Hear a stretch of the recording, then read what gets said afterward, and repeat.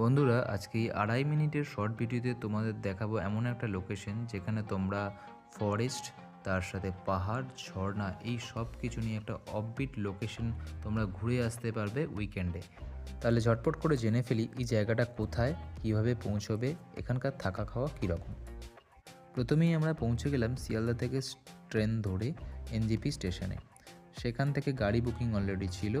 সেখান থেকে গাজলডোবা ব্যারেজ হয়ে আমরা গরুবাতান উদলাবাড়ি হয়ে পৌঁছে গেলাম কোলবং ফরেস্টের মধ্যে কোলাখাম নামক জায়গায়। এটা যেতে টাইম লাগে অলমোস্ট 3 ঘন্টা মতো, রাস্তায় 100 কিলোমিটারের কাছাকাছি। তো মাঝখানে তোমরা ব্রেকফাস্ট করে নিতে পারো। এখানে যে হোমস্টেতে আমরা ছিলাম সেই হোমস্টেটা পুরো 360 ডিগ্রি ভিউ পাওয়া যায়। হোমস্টের নাম হলো ওয়াইল্ড অর্কিড হোমস্টে। আর এখানে পার পারসন যে রেটটা পড়ে সেটা হলো 1200 টাকা করে, তার মধ্যে ফুডিং লজিং ইনক্লুডিং। তো লাঞ্চে তোমরা পেয়ে যাবে ভাত, ডাল, চিকেন, একটা সবজি। ইভিনিং স্ন্যাক্সে থাকবে হচ্ছে চিকেন পকোড়া, তার সাথে চা। আর ডিনারে রুটি আর চিকেন। আর ব্রেকফাস্টে তোমরা রুটি, পরোটা এরকম কাস্টমাইজ ব্রেকফাস্ট তোমরা নিয়ে নিতে পারো। সন্ধে হওয়ার সাথে সাথে ঝিঝির ডাক আর তার সাথে দূরে পাহাড়ের টিমটিম আলো এখানকার যেন রাতটাকে আলাদাই একটা রোমাঞ্চকর করে তুলেছিল।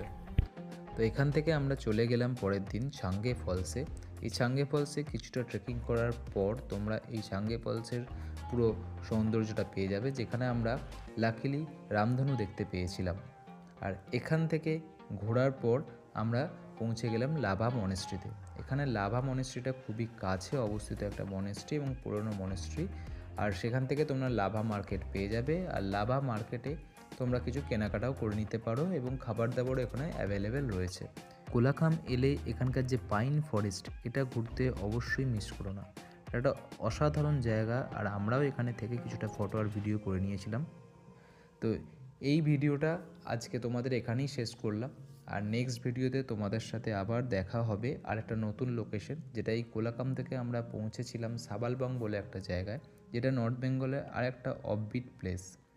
তো সেটার বিবরণও আমি আমার নেক্সট ভিডিওতে দেখিয়ে দেবো। তো অবশ্যই এই ভিডিওটা ভালো লাগলে জানিও কেমন লেগেছে, আর কিছু যদি তোমাদের জানার থাকে তাহলে অবশ্যই সেটা কমেন্টসে জানিও।